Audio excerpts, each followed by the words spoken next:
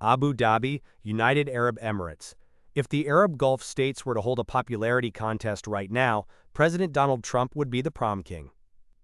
The 45th and 47th President of the United States was greeted with spectacular fanfare in Saudi Arabia, Qatar, and the United Arab Emirates during his four-day visit to the region.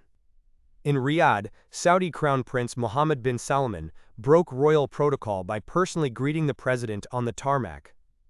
Trump's motorcade from Qatar's Doha airport was flanked by bright red Tesla cybertrucks and riders on horseback. And in Abu Dhabi, UAE leader Mohammed bin Zayed awarded his American counterpart with the Order of Zayed Award, the nation's highest civil honor.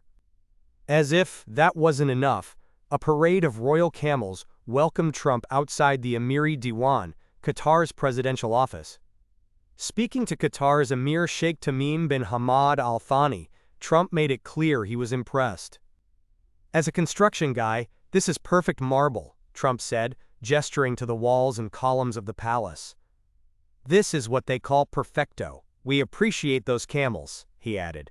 "I haven't seen camels like that in a long time, and really, we appreciate it very much."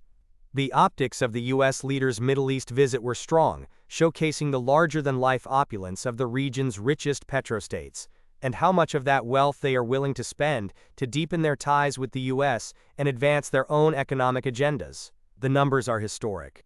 Qatar and the U.S. agreed on a $1.2 trillion economic exchange. Saudi Arabia promised to invest $600 billion in the U.S., and major projects were signed with the United Arab Emirates after Abu Dhabi in March committed to a 10-year, $1.4 trillion investment framework in the U.S.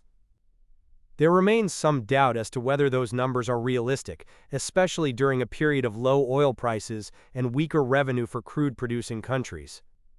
And some of the deals, like Qatar's record order of 210 Boeing jets and Saudi Arabia's $142 billion arms deal with the U.S., the largest weapons deal ever inked, will likely take decades to pan out. But the message was clear: the Gulf states want to be first in line when it comes to partnering with the U.S., whether it be for business, military, or tech.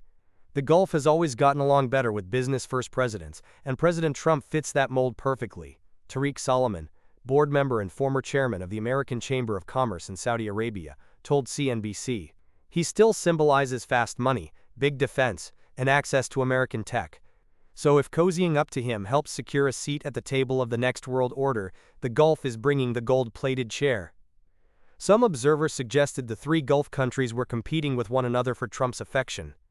But many in the region say it's more of a long-term strategic alignment. "I do not view the big economic announcements as a competition among the three countries. Rather, they reflect a competition with other regions, Europe for example, for a closer relation with the U.S. administration," said Ahmed Rashad, an Abu Dhabi-based assistant professor of economics at the Economic Research Forum. The economic deals appear vital to increase the attractiveness of the Middle East visit. On the other hand, the primary motive of the GCC, Gulf Cooperation Council countries, appears to be strengthening relations with the U.S. and securing access to advanced technologies, Rashad said. The bromance vibes were real in Saudi Arabia in particular, where Trump and Mohammed bin Salman heaped praise on each other in remarks made during the U.S.-Saudi Investment Summit.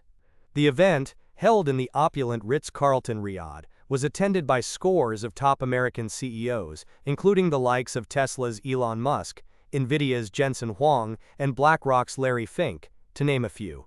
In the UAE, meanwhile, Trump and Emirati leader Mohammed bin Zayed lauded their personal friendship and the more than 50-year alliance between their countries.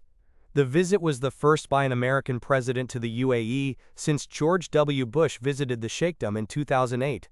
The warm body language and free-flowing mutual compliments signified a stark difference in tone from visits to the country by officials from the Biden administration, which were peppered with tension. The UAE already appears to be reaping rewards from the shift in approach. Recent reports say the U.S. has a preliminary agreement with the UAE to allow it to import, for the first time, 500,000 of NVIDIA's H100 chips per year, the most advanced chips the American company produces. This would accelerate the Desert Sheikhdom's ability to build data centers needed to power its AI models.